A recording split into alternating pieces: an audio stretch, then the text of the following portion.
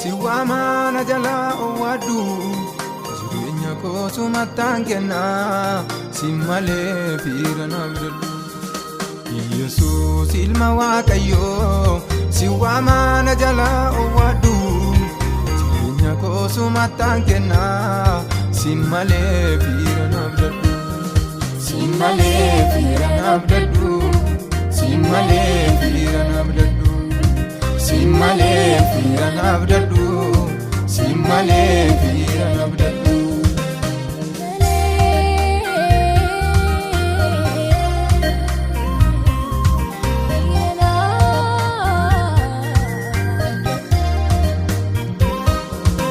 Iga dangala sumbayate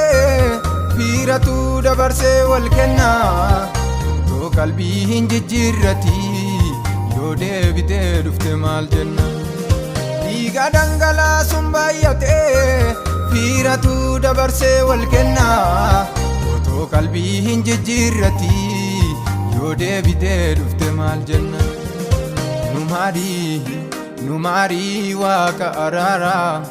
dadaba situ gargara numari waqa arara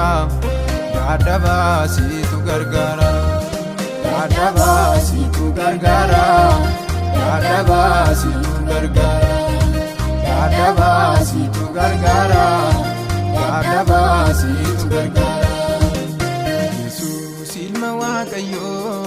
siwamana jala owadu jireenya kootu matangenna simale firana abdadu Yesus ilma Waaqayyo siwamana jala owadu jireenya kootu matangenna simale firana abdadu simale firana abdadu simale firana abdadu simale firana abdadu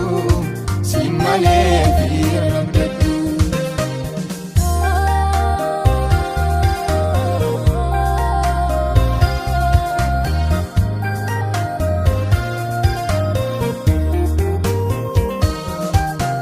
Laga namni wal qode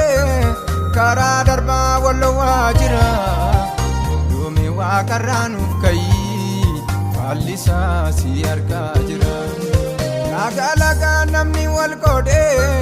kara darba wal wajira Dome waqarranuuf kai fallisa si arga jira Situ diga ke dangalase Situ gati jireenya baase hunda gati leenja golgoota Situ dhiiga kee dhangalaase Situ gati jireenya baase hunda gati leenja golgoota hunda gati leenja golgoota hunda gati leenja golgoota hunda gati leenja golgoota hunda gati leenja golgoota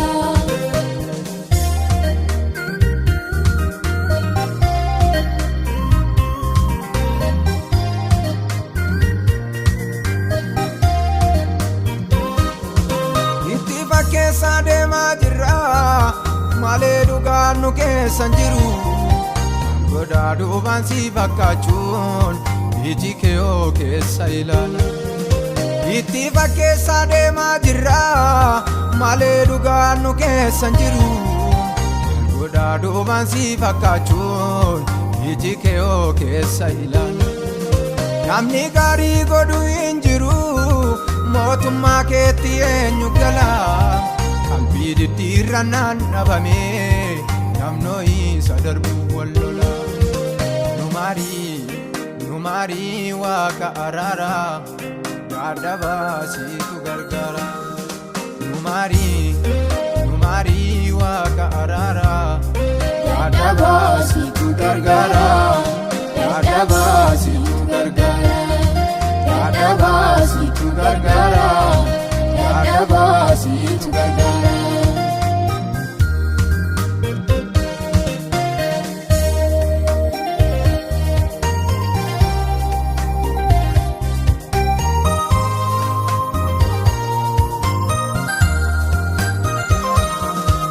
Arala besa komi Jesus abdii dadhaboota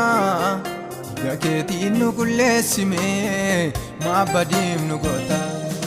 Gaara laafessa koomi Yesuus abdii dadhaboota dhiiga keetiin nu qulleessime maabbadiif nu goota. Rakkina samataa nu caalee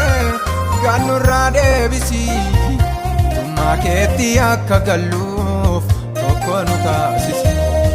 Rakkina samataa nu caalee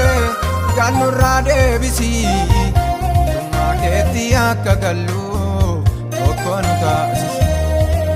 Gaara laafessa koomi Yesuus abdii dadhaboota dhiiga keetiin nu qulleessime maabbadiif nu goota. Gaara laafessa koomi Yesuus abdii dadhaboota dhiiga keetiin nu qulleessime maabbadiif nu goota.